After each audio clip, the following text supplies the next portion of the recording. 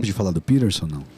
Dá tempo de... Quer falar do Peterson? Então, porque eu tenho uma última pra gente enfiar. Manda do Jordan Peterson. Eu não sei quem então. está acompanhando isso, mas enfim, quem está acompanhando a situação atual do intelectual público canadense, Jordan Peterson, ele foi efetivamente banido do Twitter. Ele não foi banido, ele foi suspenso, mas ele só pode voltar se ele adjudicar. Desculpas. Isso.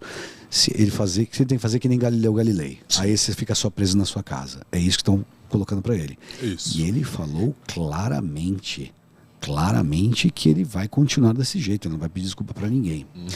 E o tweet que ele fez foi em relação a uma pessoa que se chamava Helen Page, uma atriz, tá, inclusive do Umbrella Academy, e agora virou Elliot Page.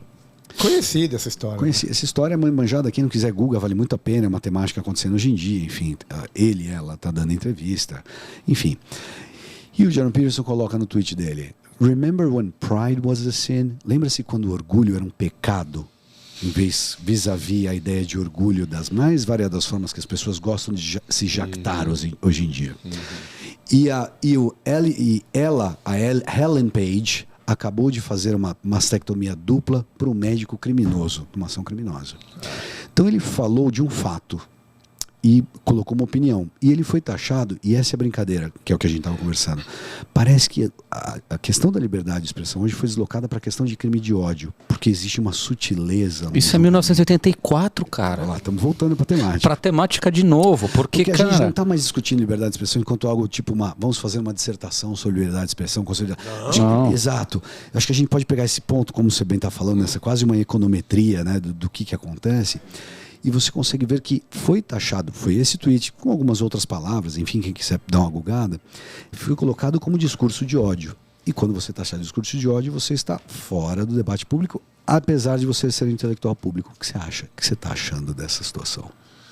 Eu fiquei... Bom, primeiro que eu fiquei, assim, por um lado, eu achei interessante ter acontecido com ele, porque ele hoje tem uma voz que ultrapassa largamente a necessidade... Ele é um dos incanceláveis aí, né? De estar no Twitter. Isso é muito importante. Foi o que me irritou no caso Monark. O caso Monark me irritou porque Mutatis Mutandis era uma referência na defesa da liberdade brasileira. Sim. É um cara que estava ali sempre falando de liberdade. Falou assim, a gente perdeu a chance de dar um passo para além de um cara falar assim, aqui eu não vou ceder. Eu posso explicar o que aconteceu... Sim. Posso reestruturar uma frase que pode ter sido infeliz no modo como ela foi esclarecer o que eu disse. Mas aqui eu não cedo. E eu acho que a gente avançaria. Então, aí você pega um cara do peso do Peterson, eu acho isso genial. E mais genial ainda a postura dele, né, de falar, não, eu não vou me retratar, porque a retratação supõe um desvio de comportamento, mesmo que previsto pelo contrato que eu assino quando eu entro na rede social. Agora, isso não ficou exposto. Qual foi o meu erro? O que eu disse de errado? Então, eu acho que colocar esse bode na sala Sim. e dizer assim, tá, crime de ódio. Por quê? Qual é o ponto? Onde é o ponto aqui que eu sou acusado de odiar alguém por dizer um fato, por relatar um fato?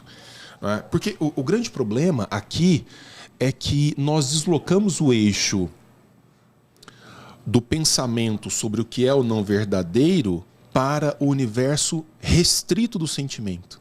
Sim. E como vai dizer o Dalrymple, o sentimento ele cria obstáculos para o pensamento. Você não consegue pensar quando você resolve sentir. Então, cara, ter um sujeito do peso dele dizendo assim, não, aqui nós vamos pensar antes de sentir, é algo muito inspirador e que pode, eventualmente, promover uma reflexão mais séria a respeito. Porque vai criando-se um clima completamente insuportável, né? Assim, você não consegue mais se expressar. Eu recebi um cara lá em Uberlândia outro dia, no nosso podcast, no Talk, e ele estava comentando, falou assim, alguma coisa do tipo, se eu errar vai ser por pouco. Tinha um parente dele, um menininho, sei lá, 6, 7 anos, e eles estavam na fazenda. E o cara que estava comigo, o Bernardo, ele é mais para gordinho. E Bernardo Custer? O Bernardo Custer. E eles começaram a fazer piadas politicamente corretas sobre gordos, sobre negros, sobre judeus, sobre sei lá. E o moleque começou a rir. O menino começou a rir. Só que ele ria envergonhadamente. Ele ria... Lá dentro. Aí ele falou assim, mas... Aí ele chegou no Bernardo e falou, olha, mas não pode falar essas coisas. Isso aí ofende as pessoas. Fala assim, menino, aqui, tá todo mundo rindo. O gordo, o preto, tá todo mundo rindo. E o menino começou a rir abertamente, falar assim, puxa, como é bom poder falar essas coisas assim e não ser atacado. A gente está criando uma geração completamente armada e isso vai trazer danos psicológicos, como já traz. Você estava falando, cara, teve um porque livro que a gente comentou aqui uma vez no pitch do livro, que é A Abolição do Homem, né, cara, que é do C.S. Lewis. E a gente falou aqui, né, que gerava a pessoa, os homens sem peito, né? E esse era um personagem, é um personagem muito, né, uma construção muito famosa do C.S. Lewis, que é esse cara exatamente que não tem mais virtude moral. A gente falou aqui do 1984, do cara que está sendo controlado e tal, mas é de uma outra descrição, mas é exatamente o mesmo fenômeno sociológico decorrente da situação de coisas que a gente vive, né, cara? Então é bizarro, né? A gente falou de um monte de coisa aqui e voltou sempre, né, no mesmo lugar, né, cara? Eu acredito muito no poder dessas figuras emblemáticas que abrem os caminhos e que apontam as soluções, assim. Então, figuras como Peterson, esses intelectuais públicos, Ben Shapiro. Ben Shapiro, esses polemistas. O Dalrymple mesmo. O Matt Walsh. Denis Xavier. Pra quem viu agora, quem não viu agora, esse é o Bruno Garchagin. O Garchagin, que faz um trabalho. O Garchagin tá numa empreitada fodida com esse negócio de falar o que é o conservadorismo, o que é o tal do conservador, porque a ascensão do bolsonarismo, ao mesmo tempo em que deu voz a uma outra parcela da população, contaminou ideologicamente todo o movimento que já vinha sendo construído dos conservadores, e agora o cara lá com a espada, assim, sozinho, né? Sim. Caralho, não chama isso de conservadorismo. E os coletivistas de direita dizendo que são conservadores. Isso mata o cara. Aí o cara olha pra aquele e fala, pra aguentar isso. Pariu, o que eu tô fazendo nesse lugar, cara, assim, eu sou conservador por quê? Porque eu sou pátria, família e Deus. Véi, desde quando? Porque você defende essas coisas, você é conservador. Então, esses intelectuais públicos exercem uma função extraordinária porque... Sabe qual que é o emoji que eu mais recebo nas minhas redes sociais? A cabecinha explodindo. E eu deliro quando eu recebo a cabecinha explodindo. Da hora. Quer dizer, você criou uma situação de desconforto. Sim. Você falou, preciso pensar nisso. Como isso, velho? Nunca tinha imaginado esse negócio. Então você ter um cara como o Peterson falando assim, eu não vou pedir desculpas para esses caras, a não ser que eles me mostrem onde é que eu rompi com as cláusulas contratuais. Crime de ódio. Genérico demais. Não encaixa. Não, e outra, né? O que é mais genial é que todo mundo aqui gosta, e o Denis também vem da academia, o cara vem da academia. Né? Então, assim, cara, para além da fundamentação da evidência que ele te dá, confira você mesmo, né? Eu tô falando isso porque assim, você tá na dúvida, é só seguir meu raciocínio. Ele tem todo o background, mano, da academia. Isso assusta os caras. Isso assusta os caras. Total. Porque ele é de dentro. É igual você quando tentou ser cancelado, que você contou pra gente aqui. Exatamente. Mas é a mesma coisa. É a mesma coisa. Dentro da federal. Ele é um herege. É um herege moderno. Não, mas eu digo... Ele precisa ser conflagrado num auto de fé na praça pública. É isso. É isso hoje em dia. É a reforma woke. É isso. Numa roda de macaquinhos. Vou te perguntar. Tá ficando bizarro. Vai ter um triunfo pra ele?